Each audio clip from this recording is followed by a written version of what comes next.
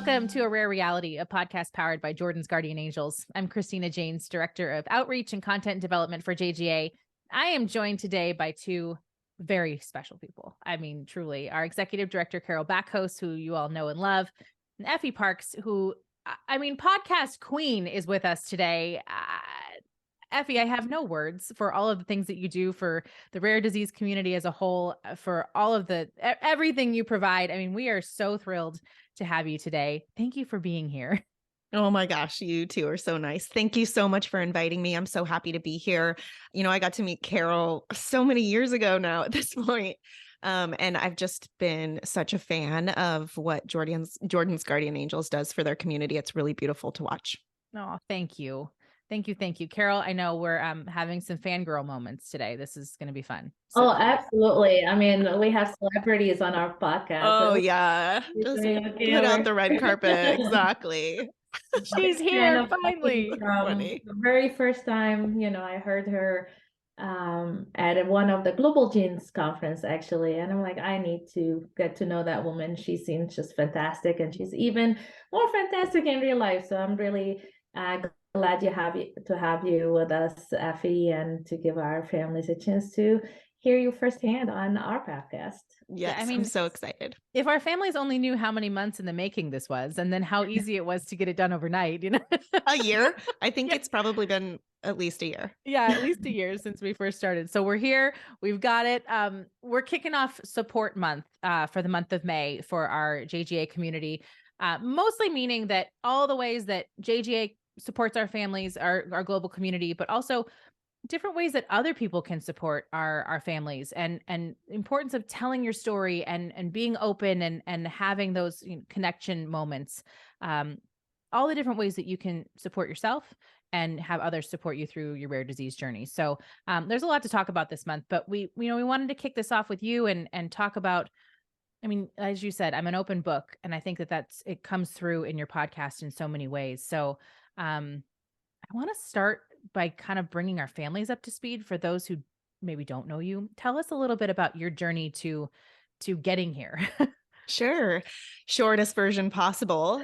Like all of you, I was so excited to start a family, and I had this beautiful baby in my belly. And then when he was born, we knew something was wrong. My son Ford wasn't eating. He wasn't swallowing. He had no muscle tone. He cried all day and all night. Oh. And we just went through a couple really difficult months of people telling us that he's just a baby and we're just new parents and everything's fine. Until finally he was 4 months old and he was admitted to the Children's Hospital for failure to thrive. And he stayed there for about a week, and, they ran all the tests and they did all the things, and we left with a feeding tube. So it was kind of just like a whirlwind in the beginning. And that sort of just set off a lot of things in motion, right? Eventually, at 16 months old, Ford got a diagnosis of something called CTNNB1 syndrome. Like all of you know, he is missing he has a lack of a protein called beta-catenin, which is involved with all of his cell health, cell growth, cell adhesions all throughout his body. So it affects him, intellectual disability. He doesn't sit, crawl, walk, talk. He's fed by a G-tube. He has sleep disturbance, behavioral stuff, like all of the things that all of us share, I think. Mm-hmm. So I think we can all relate to how that happens, that diagnostic odyssey, kind of the eruption of your life sort of changing so quickly and not really having your footing.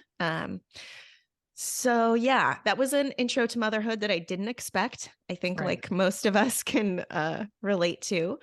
And it was a really isolating time for me in the beginning, trying to figure it out, going to all the appointments, doing all the things, being told there's nothing I could do, starting to believe that. Mm-hmm. So that's kind of what set me out on this motion, in motion to sort of figure out my own way and find something that I could do. Yeah. And boy, have you. I mean, Once Upon a Gene, did that come, it took a while for you to start doing that, or was that just an outlet for you at that point? Yeah, it took a couple years. Once I finally was like, you know what, I'm not going to do 12 therapy appointments a week like everyone's telling me to. I'm not going to do all this stuff all the time because it's consuming my entire life. And it's affecting my family. It's affecting my kid who doesn't get to be a kid. I feel like I don't get to be a mom. And so at that point, I just realized that I needed to kind of create a few boundaries and also just open up some space, because I hadn't really got to like live in it. You know, I was just doing all the things. So I was obviously searching for some sort of friendship or any sort of person who was talking about the way I was living, because I was starting to be completely disconnected from everyone that I knew in a way that nobody knew what I was living. I felt so disconnected in general, which is definitely part of who I am. And so it was very disturbing to me. So I started searching for other people, and I found some. If you know me, you know, I'm always going to blabber about Sean and Kyle from the Two Disabled Dudes. They had an amazing podcast, and they're so amazing and so friendly and so loving and such dorks. And, you know, they're talking about their life with Friedreich's ataxia and like all this stuff that we're doing. And I was just obsessed with them. And I just felt so connected to them. I emailed them and I was like, I love you. Will you guys be my friends? They were like, sure. And then, you know, I had finished all their podcasts and I was like, wow, I feel different and I feel better and I feel inspired and I feel like I'm finally in a space where someone gets it. And I just knew I was like going to do the exact same thing. And look what you did. I mean, that's the beauty in this, is that you said, I'm going to do it. And you created your own little support platform for yourself, really, to begin with, you know, to create your own community. But look what you've done for so many people. Well, thank you. I mean, think especially before COVID, there was just really not a lot of content. And I'm so happy every time I see another podcast like yours pop up. It just fills me up, because I know we're all resonating differently with other people and we got to reach them. It's so true. And I think that was, so backstory on this podcast, Carol one day said, you know, we have these meetings, we meet every week. And she came to the meeting one day and she's like, let's do a podcast. And I'm like, yes, Carol, let's do a podcast. Carol, what? Yeah, and that was just we were looking at, you know, different ways to tell our story, to be out there, to connect, to support our families. And then I had discovered, you know, all these rare podcasts, you know, starting with Once Upon a Gene. And I've told Effie before that it used to be like, podcasts used to be my escape. Now that's all I listen to as well, you know. And I'm like, oh geez, another rare immersion over here. But that connection is so nice and so needed, you know, and just validating in many ways. But yeah, I mean, that's exactly it. We're like, let's do this, and here we are, season 3. Yeah. It's like, how did that happen, right? You know, I mean, I just look at it as, it's such a cool way to connect with so many people who are doing so many different things, and yet we all have this kind of commonality in here of feeling what you felt, and we've all had that conversation of, okay, well, now this is here. And now, as you put it, our world has erupted. And for the three of us, I mean, Ford was your first, right? Correct. So the three of us all had children who were all our first, who all had this happen. And it's like, wow, okay, this is how we, wow, thanks, motherhood. You know what I mean? Like, it's just is a brand new, and you think you're doing everything.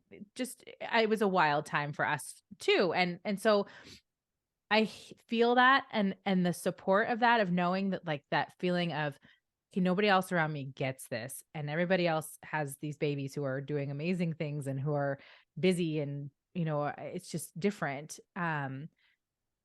It's tough, and it's very isolating. And so to be able to talk through it and find that support system, I think is so important, but also so beautiful.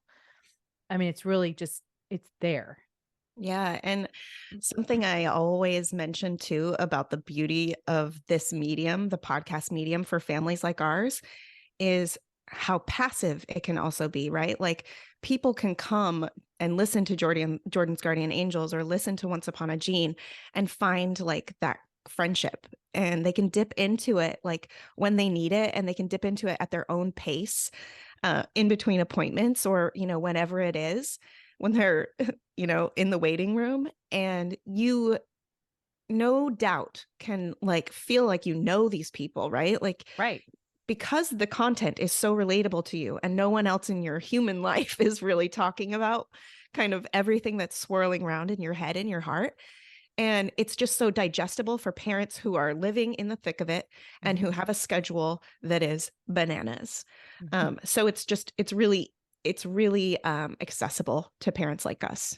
Yeah. I think it's so important. And I think that there's those out there who don't even really understand the concept of a podcast. And I'm like, please pick one and start somewhere, because it will change your life to be able to connect with others who, from somebody you want to connect with who gets you, or if you just want to lose yourself in something in some way, there's something out there for everybody right now. I mean, it's a fabulous way of making those connections. And Carol, we were talking about this earlier too, about, what does being supportive really mean? And for our community, I mean, that's what you do on a daily basis. How are you supportive for our community? And Effie, we wanted to kind of chat with you about what that means to you, but Carol, to you first, talk about what the importance of that is for our community, because this is really the heart and soul of what you do every day. Yeah, I mean, we were one of the first families that got the diagnosis and connected. There were 4 of us almost 8 years ago now, and we're over 300 families worldwide now. And, I've been so fortunate that I've talked to almost every single one of these families, and they come in with their diagnosis and they're so lost. And it brings me back to that moment where we got our diagnosis. We were like, just go home and love your child. And we had no one to talk to. And it was so isolating. And I'm like, I'm going to make your experience a different experience all these years later, and it's almost overwhelming to the point because we have so much to share, so much going on. And now with our ambassadors program, having all these amazing ambassadors around the world, calling people, talking to them in their native language, giving them the resources, the support, onboarding them in the group, in the research. I mean, and that support looks so different. I mean, some families come in and they're like, you support me by telling me how do I get to work? And some families are like, I'm gonna just be under my sheets for a few months here and just check in on me, so it really is about meeting a person where they're at and providing them with whatever support they need. And with our growing community, it's just amazing. You have these people, like we have one thing in common, but that's enough to bring us very close and be just family. Yeah, I love that you're reaching out to the families all across the world in their own language. That's really important. And I know how much work that probably took to put in place. Yeah. I mean, we launched that last year, and it's been just life-changing. It's like having that call from someone down the road in your country saying, hey, I've been there and I'm here to talk to you. It's just been so powerful and so well received. Our ambassadors are just so passionate, and this is just their way of doing life in a better way. So yeah, we're very fortunate to have an army of people willing to do that. Yeah. And you see these families come together. Like in July, we had our family conference. Everybody came to New York and we were all together, and there is, people from every walk of life. They're all together, but we're all joined by this common thread, right? And we're all there to support each other, and the kids know it. They connect with each other. I mean, it's so beautiful. And I guess that's like the in-person support system is so incredible that you just can't duplicate that in any other way. We try with Facebook and a bunch of other things, but to bring everybody together is so beautiful. So it's it's a great way to support everyone. But on a day-to-day basis, I guess that's where we're trying to fill in the gaps until we can all see each other again, right? So that's kind of part of it for this group. But for you, Effie, like what does support look like for you in everyday life, in this journey as well? Well, I think that it's important to notice that changes, right? And you kind of like go along this windy sort of path with it. So I think at first it started with just like consumption of content, right? Of like what I was talking about, of finding my people. And then I think I learned how important it was to actually activate the people around me. And I know so many of you have such a hard time asking for help. And I think that that's almost also just a common saying. And you actually haven't even asked for help, and that you might realize that it's not that hard. Maybe you don't have people that you can ask for help from. And that's maybe a time that you can think a little outside of your family or your friends and think about those beautiful neighbors that you have. Think about the beautiful churches and the organizations in your town that you have. Because you have to have that outside help of some sort, whether it's someone who's coming over to manage the equipment while you take a shower or for your wellness walk, or, like think about a few things that you have to have no matter what. I always yammer about my oxygen tanks. I have 4 things that I have actually never changed because they're so important to me. And it's eating something healthy in a day. I'm not putting the pressure of being like this amazing, like everything I eat in my body is nutritious, because tacos are also nutritious. But I eat something healthy. I drink like 2 of these a day. I drink water. I have like breathing exercises that I make sure I do. And then I move my body, whether that's walking or lifting weights. Those 4 things are so important to my own support and my own mental health. And it gives me clarity to be like, hey, grandma, this, and this are coming up. Are any of these available that you can help me with? Okay, great. And just sort of putting it out there, right? Asking for help. I like typed up this card a while back. I can share it with you guys if you haven't seen it. But it's a card that I actually had printed out. I keep with me in the car, and I have it in my bag. I have it available like to download.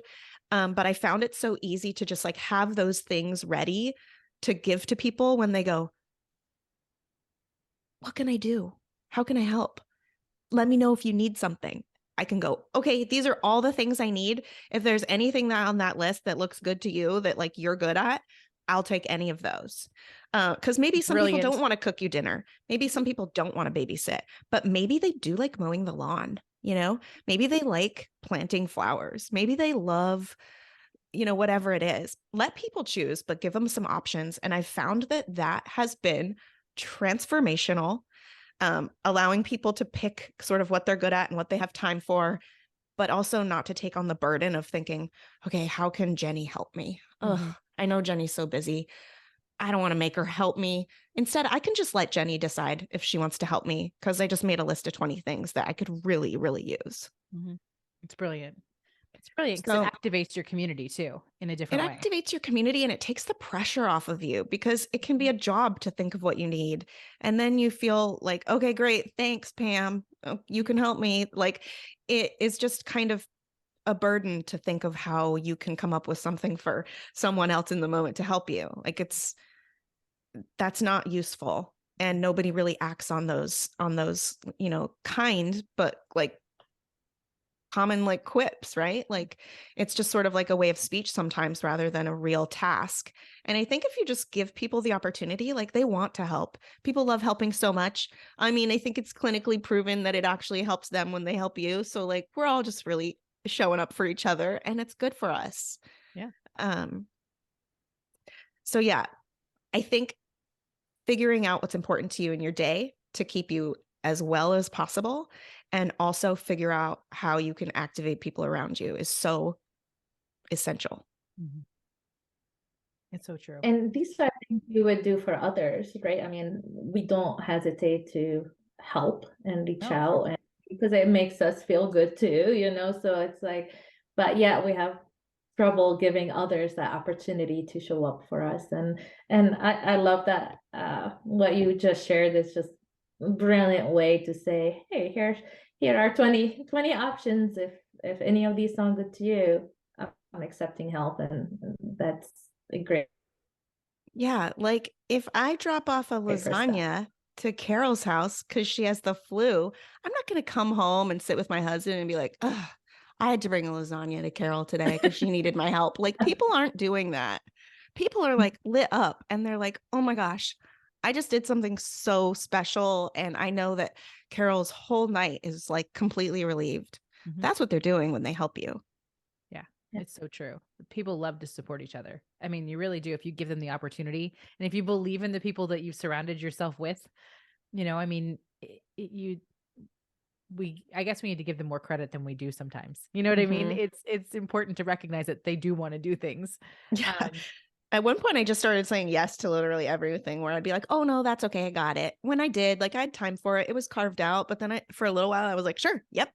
Yeah. Go ahead. Yeah. You want to do that? Yeah. And then I was like, man, I think I'm going to like go take a yoga class. Like, I have some time right now because I just said yes to all of the little things that people were offering. And I was like, this is smart. I think I got this figured out now. It was funny Yeah. because I had a girlfriend who she had a baby and she said, I want to just say, no, we're good. No, we're good. Everything's fine. I'm fine. She goes, I'm not fine. I've never had a baby before. I don't know what I'm doing. So, yes, here's what I need you to do. And it was I mean, it was really so refreshing because, oftentimes we'll be like, well, do you need anything? And it's so open-ended, right? You're not really specifically asking, but you want to do something, but it's like, what? She's like, just come, please just come here and just sit here with this baby. I know that you'll keep this baby safe. I need a shower and 15 minutes by myself. Mhm. But it was so Yeah, clear. I'm like, totally. I can do that. See you in 20 minutes. I mean, it's I think that's so great. It just it's a really tangible way of being able to, here's what I need.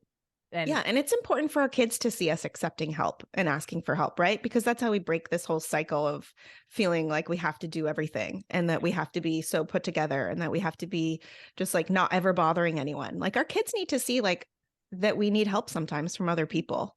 Because it also inspires them to help other people.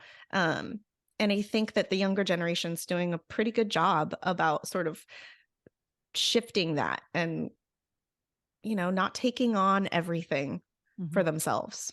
Mhm. Like maybe we were taught when we grew up. Do it all. Yeah.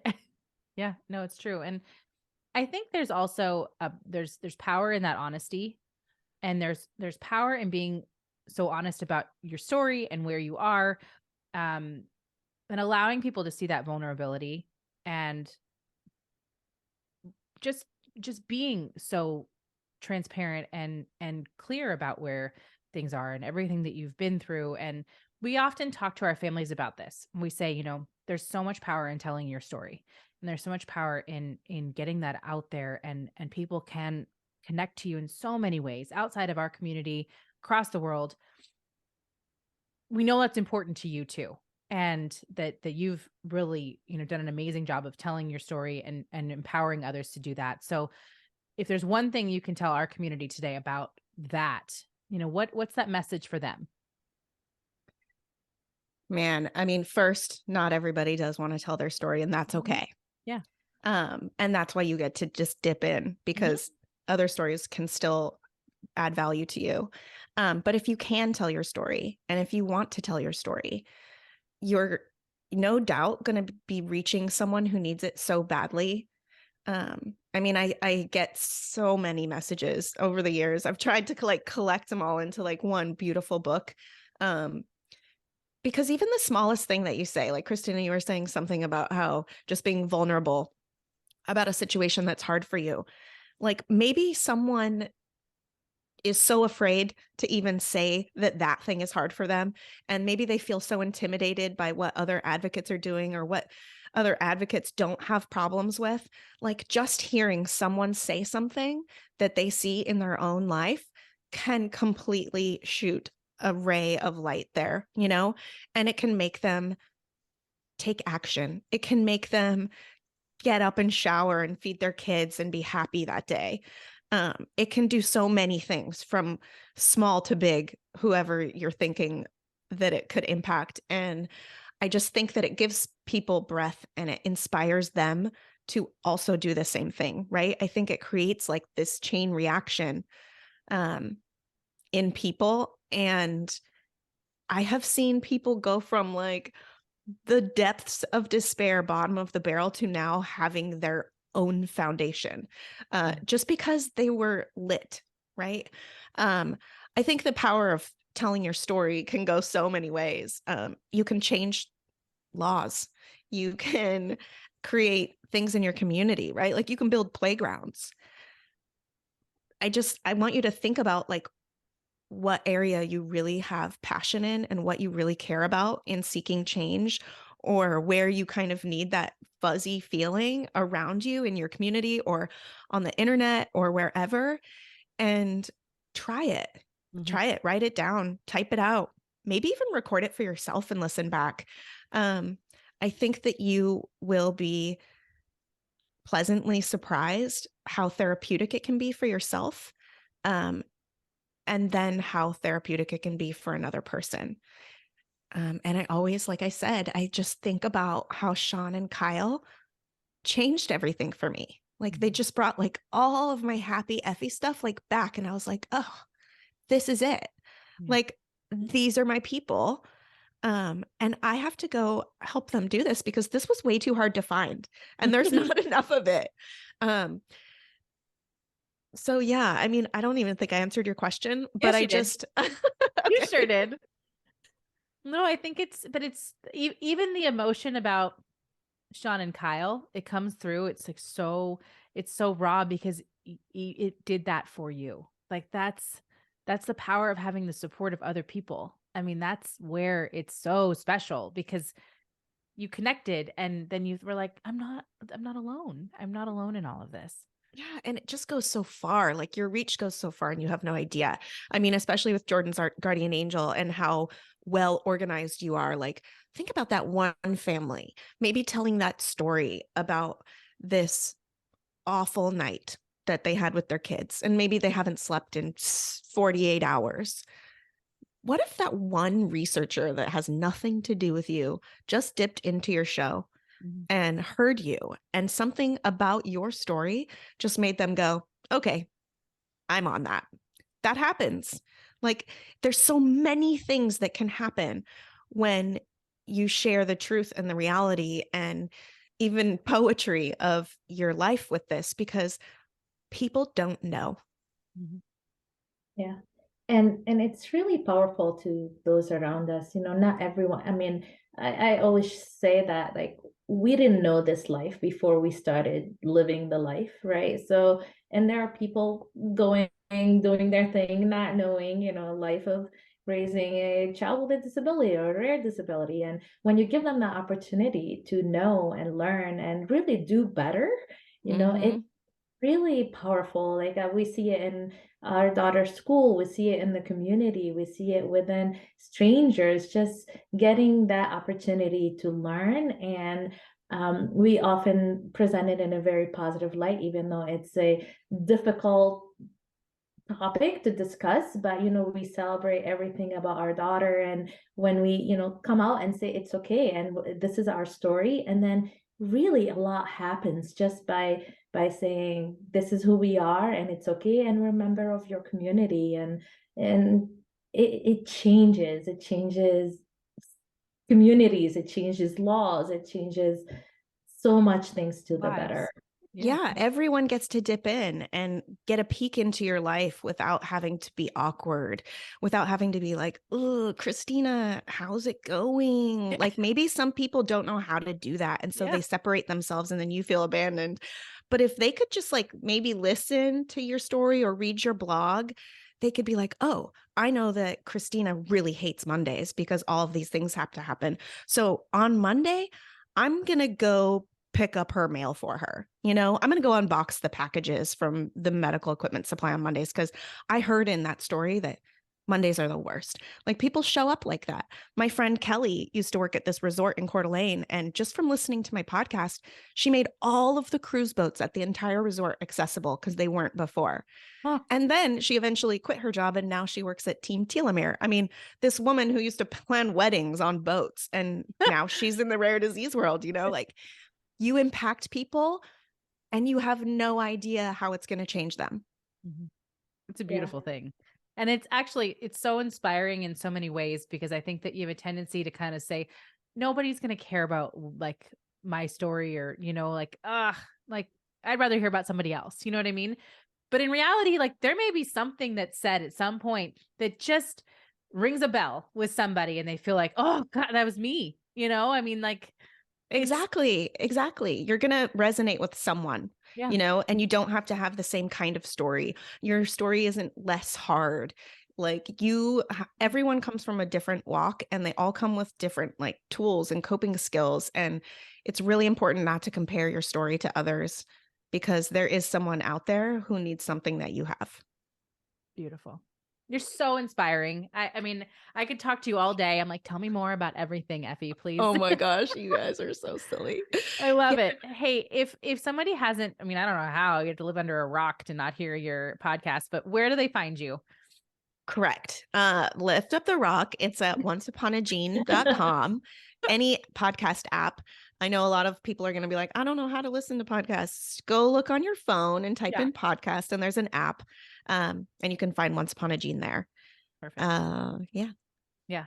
Please listen. I mean, it'll change your life, and it's so real. It's awesome. So we're so grateful. Thank you for being here today and for spending some time with us, and helping our community and all of those people who are out there who are going to listen to this. I mean, you're a breath of fresh air. So thank you.